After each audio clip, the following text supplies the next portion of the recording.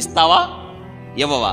నువ్వు ఇవ్వకపోతే నీ కూతురుని తీసుకెళ్తాడు. విచిత్రం తెలుసా? ఆమె వెళ్ళి అంటది, నా ఇష్టాంగా వచ్చాను, నా తల్లిదండ్రుల వల్ల నాకు హాని ఉందని కేసు పెట్టడం ఎంత దుర్మార్గం అండి. నేటి రోజుల్లో ఇన్ని సంవత్సరాలు కానీ పెంచి పోషించి ఆదరించి సంరక్షించి బిడ్డల కొరకు త్యాగమైన తల్లిదండ్రుల మీద కేసు పెట్టిన వాళ్ళు ఎలా సుఖంగా ఉంటారు?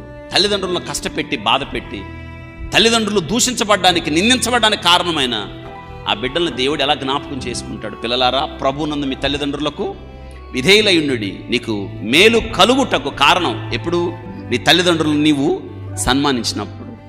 నువ్వు సన్మానించకుండా, వారిని గణపరచకుండా, వారికి విలువ ఇవ్వకుండా, వారి అధికారానికి కిందకు ఒప్పుకోకుండా నీ పెళ్లి బాధ్యతలు నీ తల్లిదండ్రులవి. అంతకు మించి చెప్పడానికి ఏం లేదు. ఇక్కడ వారి అనుమతితో జరగాలి అంతే రూల్. దీన్ని దాటి అతిక్రమించడానికి ఎవరి అధికారం లేదు. ఎందుకో తెలుసా? దేవుడు తర్వాత అంత అధికారం కలిగిన వాళ్ళే చేయాలి.